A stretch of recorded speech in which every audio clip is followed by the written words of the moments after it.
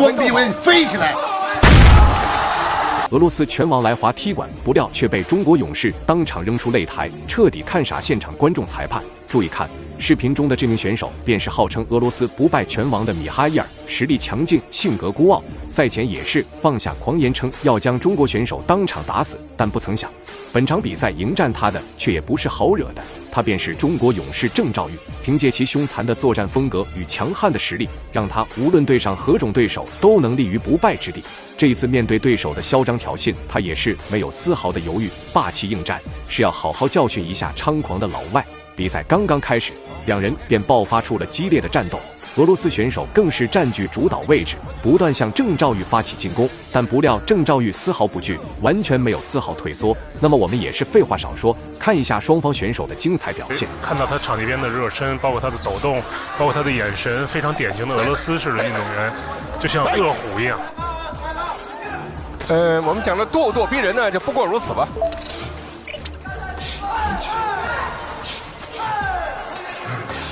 转身边腿，看来他这个打法呢，还是确实很颇具一些个性化的一些风格。可以看到，俄罗斯选手的作战风格确实强悍，几乎没有防守，完美的呈现了什么叫做进攻就是最好的防守。不过郑兆玉的表现同样亮眼，两人的对拼也是压根就没有停歇。看一下这场比赛的胜利到底是会花落谁家？这是个里勾腿，中国武术打法中呢，属于那个小活，做得非常小，破坏你重心。如果能跟一个后手拳的效果会更好。而且我们看出一个风格，就作为俄罗斯选手啊，他在攻击对方时候，他打完拳之后呢，对对方的颈部有一个控制。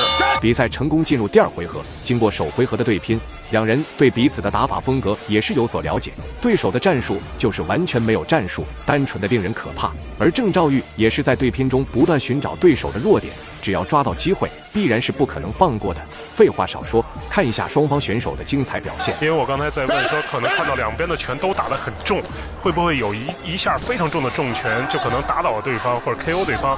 会水手先生，这可能就是现在这俄罗斯选手，就是他希望找到这样的一个机会，就一下解决战斗。不得不说，对手的作战风格实在是太强硬了，一时之间也是让郑兆玉吃了不小的苦头。不过好在局势尚在掌控之中，并没有陷入到危险的地步。而对手的这种打法也并不是始终如此猛烈，估计打完这一回合，他就会迎来疲软期了。而那时就是郑兆玉反攻的时机。对方个接腿，但是我们看他效果没有做出来。他刚才已经有了个抹脖，但是腿实际上没有像一个反向的一个顺的一个化解。我倒是觉得现在这个从黑帮选手的这个命中率好像有所下降。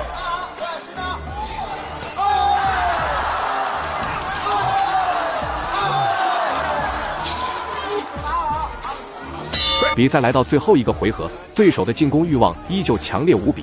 不过郑兆玉很明显，他已经不打算坐以待毙了。凶猛的反击也是将对手给打了个措手不及，两人的局势依旧十分焦灼。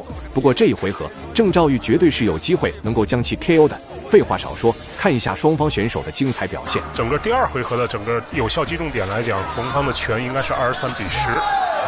腿是2-1，所以从这些点上来讲，现在会是给出他自己的一个观点，也就是说，必须需要一个重拳，必须要把对方打倒。看得出来，对手的状态已经开始下滑了，不管是进攻能力还是他的整体节奏，都已经远没有前两回合那种恐怖的状态了。郑兆玉非常有机会扭转局势，就算是想要 KO 对手，也并不是没有可能。我们有一句哲学用语叫透过现象看本质。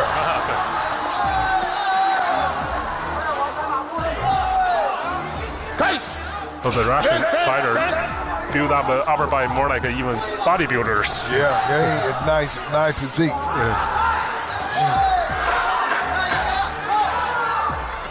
其实从俄罗斯选手来讲，他上肢好像看的就是我们讲更像一个健美的，搞健美。